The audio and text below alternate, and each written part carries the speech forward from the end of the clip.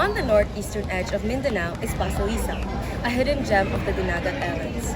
Towering limestone cliffs, white sand coves, and the secret lake Bababoo showcase nature's timeless artistry. Founded in 1967, Basalisa was renamed for Mayor Basalisa Meso. This coastal community balances its rich fishing traditions with the challenges of mining and conservation. It is an island where resilience and beauty endure. Basalisa, a cluster of 27 barangays, is home to over 37,000 people, whose lives revolve around the sea and the land. But hidden in these emerald shores is a slow, relentless threat. Floods now sweep through villages, pollute water, and kill fish that used to support communities. Soil erosion and salt water ruin farmlands, cutting harvests and incomes. Basalisa's situation demonstrates how one disturbance can lead to many threats for people and nature across the country. Who's that Pokemon?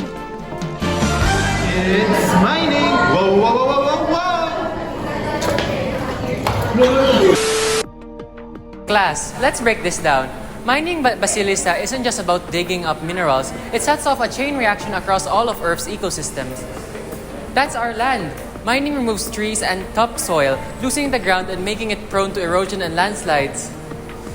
Now, let's talk about the hydrosphere, or water systems. Without trees to absorb rain, heavy runoff leads to stronger floods. Chemicals from mining leak into groundwater and rivers, spreading pollutants far from the mine site.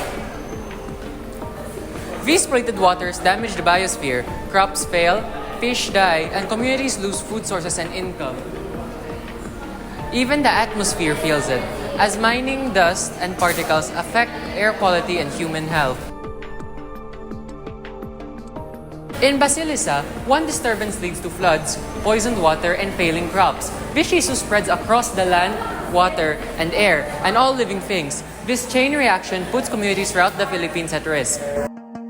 What we are trying to envision here is where Basilisa becomes a place where the communities thrive in harmony with their environment and where they are free from the threats of flooding and pollution. The flood-prone areas will be filled with trees that act as natural barriers protecting the people, their lands, and their livelihoods. But as a youth, what exactly can you do to make this vision come to life? Well, as a community, the steps we can take involve organizing awareness talks in our schools or local barangays, encouraging eco-friendly habits like practicing proper waste disposal among our peers and in our households, and uniting our efforts to rehabilitate flood-prone areas through volunteer work such as tree planting. With those, we opt to build a culture of environmental stewardship and responsibility that aims for long-term sustainability. Now, let's talk about the scientific basis of it all.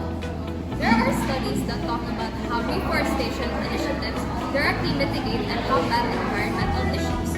For example, planting trees near flood-prone areas increases water absorption rates, which in turn lowers likelihood of flooding. And because of this, it also helps fight erosion. Isn't that cool? We also look at proper waste management. It can also help prevent flooding. By properly throwing away trash, we can prevent the drainage systems from clogging up, which in turn helps us reduce the effects of flooding, especially in urban areas.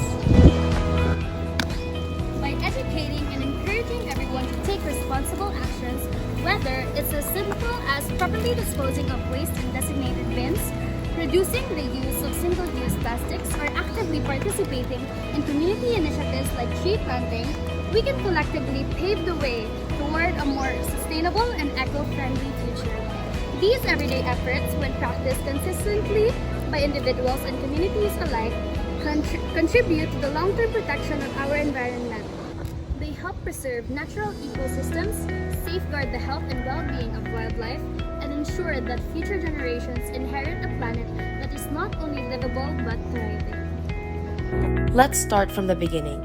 We discovered Basilisa on the northeastern edge of Mindanao, where their coastal community has balanced and rich fishing traditions.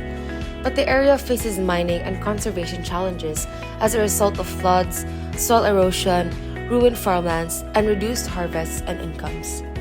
their desperate situation reflected the consequences of conflicts that posed danger to citizens and the environment throughout the Philippines. However, it is not too late. We can yet turn the situation to our favor. From raising awareness to organizing environmental campaigns, encouraging eco-friendly habits such as proper waste disposal among our peers and in our homes, and combining our efforts. We may help to ensure long-term sustainability by taking consistent steps and practices. This allows us to preserve the earth for future generations. Join us in this journey for progress.